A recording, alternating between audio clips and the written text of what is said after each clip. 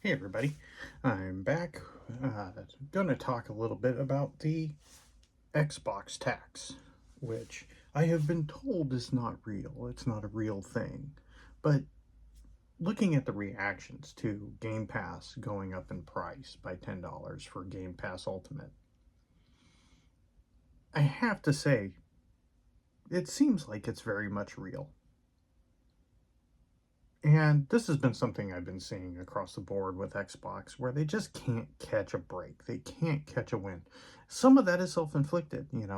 They have a habit of being the Sideshow Bob stepping on rakes memes where they announce something and it's awesome and everybody's excited. Then they do something that just steps on the rake, whack in the face. But the hyperbole around this price hike, when across all of gaming, prices are going up and up and up. Now, not to get political, but some of that is due to tariffs and things like that because all the components, all the things, for all of this gaming stuff is manufactured overseas where tariffs are coming in, they're hitting a lot of this stuff, so prices are naturally going up because that's how that stuff works. But that kind of stuff aside, I mean, people are perfectly going to be willing, if GTA 6 comes out and it's $100, to pay $100 for GTA 6. And the game may suck. I mean, I haven't had a whole lot of fun with a GTA game in a long time because they've just become kind of unwieldy. There are these mammoths, sandboxes that I don't have the time to really dig into. So even at $100, it's not really worth it for me. I'll wait till it goes on sale. But for people who that is an amazing value for the amount of game that you're getting, it's great. Okay, fine, wonderful. That's great for you. But even with that, I didn't see the amount of hand wringing that you see with this Game Pass price increase. So I did a little thought experiment because there's so many people out there. Oh, it's not a good value anymore. It's a ripoff. Oh my gosh, this is terrible. So I did a little math. And so I took, the first two games that came to mind are two that I downloaded recently. Deep Rock Survivor and Sworn. $48 if I bought both of those games. At the new pricing, $29.99, so $30. That's a savings of $18. And both of those, neither of those are AAA games. Those are two AA indie titles, and I'm already saving $18 just on those two games alone. If I throw in Silksong, that's another $20. Now say I spread that over 2 months, those three games. My total price purchase is $68. Again, these are three indie titles. I'm at $68 already. 2 months of Game Pass Ultimate at the new pricing, $60. I'm still saving $8 over buying those two games.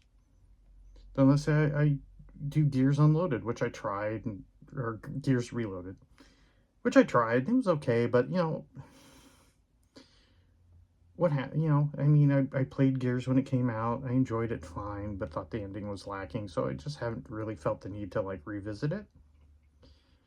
But I downloaded it. I tried it out. It played fine, and it's something that's on my back burner. Maybe I'll get around to it. But if I had bought that was a $40 game. So if I spread that across 3 months, my total purchases are $108. 3 months of Game Pass Ultimate's $90. I'm back up to $18 in savings. The Hexen and Heretic double pack. So a remastered old game, $14. Spread that over 4 months, let's say.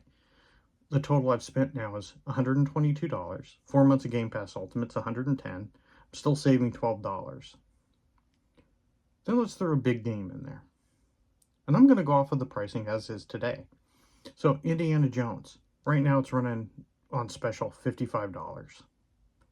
That brings my total to $177. Again, if I spread that over 5 months of Game Pass at the new pricing, that's $140 of Game Pass. But my total is $177. I just saved $37.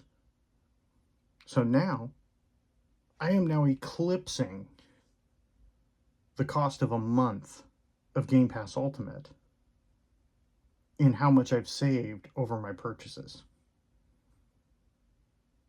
You know, and let's just say, you know, because we got a new Call of Duty coming out, and that new Call of Duty is going to be probably $70. So that takes us up to $247. 6 months of Game Pass would be $170. I've saved now $77 at that point. If you cross it over a 6-month window, I'm now saving the amount of a purchase of a full price AAA game. And I'm halfway through the month, or 2 months of game, over 2 months of Game Pass. So I'm already starting to pay for itself. Now, I play a lot of Fortnite, and I'm off and on with Fortnite Crew. So in November, I'm going to start getting that Fortnite Crew subscription for free. That saves me, what is it, $12 a month? So one, it negates the up in price for me. Because now, something that I paid for separate is now included at no additional price. I don't know the numbers on Ubisoft Classic, or Ubisoft Plus Classics, or whatever they call it. I'm not a big Ubisoft fan, so I don't know what the price point on that is for just the classic tier. But, you know, whatever. You know, just on the what I do know, which is the Fortnite Crew, I am now paying, I'm actually ahead by a couple dollars. Because Game Pass Ultimate only went up 10. I'm minusing like $12 off the top now. So I'm now essentially paying less than what my total was for Game Pass and Fortnite Crew together. So, you know, there's a lot of hand-wringing here. That's just because it's Microsoft and Xbox. Because people see the Microsoft bubble, which encompasses Windows, Word, Office, all these other things, their AI initiatives. And they're going, well, this is this trillion-dollar company. They don't have to raise prices. Right, but the thing about these big mega corporations is a lot of times things are siloed. So Xbox is run as its own, basically, company within a company. So, yeah, ultimately at the end of the day, it's like, you know, moving money between a pair of pocket, you know, from the left pocket to the right pocket in the same pair of pants, or moving it to the back pocket. But it's just the way that these companies run.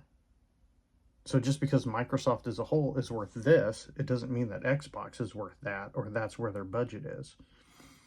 So ultimately, that's where you get these price increases, is they have to meet their own metrics as opposed to what the company as a whole has to do, because it's two completely different things under one big umbrella. But there's also just the notion that Microsoft has always had a bad rap. I mean, going all the way back to the 90s. You know, when just by nature of them pre-installing Windows Explorer on Windows, or Microsoft Explorer on Windows, they had to break up the company. There was a big antitrust thing because they weren't letting people or companies pre-install Netscape Navigator. You could still go and download it, and it worked fine, but they weren't allowing you, if you were like a Compaq or, you know, Dell or whoever, to pre-install Netscape Navigator and leave Explorer off. So, I mean, they've always had a bad rep. And going from just when the Xbox launched, the biggest redemption arc was the 360. But even with the 360, even though it was a better machine overall and had better games, people still, you know, like, it couldn't make a dent in Japan. There's always been an Xbox tax. And I think the problem is calling it an Xbox. It's a Microsoft tax. I think if Xbox was made by Sega or any other company other than Microsoft, I think that the perception of Xbox would be totally different. But I think because it's Microsoft specifically, they've got a Microsoft tax. But, hey, call it what you want,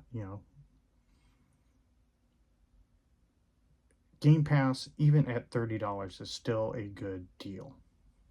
If you like just playing a variety of games. If you only like playing the same 4 or 5 games every year, you play your Madden, you play your COD, you play just basically, you play a new Forza every time it comes out, these are the only games you really play, then yeah, it may not be for you. But for a good majority of people who enjoy to play a variety of games, they see a new game drops on Game Pass, it looks interesting to them. Oh, okay, let me try that out. And then they love it. Hey, great, Because I know I play way more games now with Game Pass Ultimate than I did before when I had to purchase every single game because I had to make judgment calls on how much money I spent on gaming. But if you only play the same 4 games because you only play a certain series and that's all you play, then yeah, it's not for you. But like I said, if you play, I did the math. 1, 2, 3, 4, 5, 6. Just in the 6 games that I put in over 5 months, I was saving by the end of it $37 in a single month. Like I said, you add on that new AAA game that's $70, and all of a sudden you're saving $70 over 6 months. The math is there. That's just math. No one likes a price increase. I don't necessarily like a price increase. Who does? And it's one thing to be fair and say, hey, I'm not a big fan of price increase. I don't like it. But to say that Xbox Game Pass does not have any value, or to say it's a ripoff because now it's gone up $10, that's just dishonest. Because either you're admitting that you only play the same 4 or 5 series every year, and half of them aren't on Game Pass, so it's not a value to you, or you're just going along with the algorithmic rage bait that seems to blow up Xbox hate across the platform because it gets engagement. Because I don't hear as much pushback when it's PlayStation. I don't hear as much pushback when it's Nintendo. Not to the level that Xbox gets.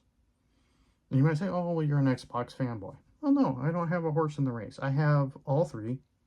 I haven't bought a Switch 2 because there's really nothing for it. You got Mario Kart and you got Donkey Kong. And, those just don't look that interesting to me right now. Eventually down the road, I'll get one. But, I'm not going to pay what they're asking just so I can play through Wind Waker and play Mario Kart. Like, I'm just not going to pay that for 2 games. There's just not enough there yet. Eventually down the road there will be, and then I'll pick it up. When it was the Xbox One, I didn't buy the Xbox One till well into their life cycle because I didn't like that there was no backwards compatibility. I didn't like, a lot of the DRM stuff. So that generation, I went with PS4 and Nintendo for a long time before I got an Xbox One. So, yeah, I'm a primary Xbox gamer because that's where the bulk of my digital library is, because I was a big 360 gamer. And I like Game Pass. But, if the next Xbox comes out and they scrap backwards compatibility and it just isn't a very good unit and it doesn't seem like I'm really getting anything out of the upgrade, then I'm not going to buy it. I'll opt for where I see the better gaming experience is going to be. And that's how it should be. But let's be honest here. Even at the current pricing, if you are a gamer who plays a variety of games, then Game Pass at $30 is still a good value, just mathematically speaking. So, let me know what you think in the comments below, and I'll catch you in the next video.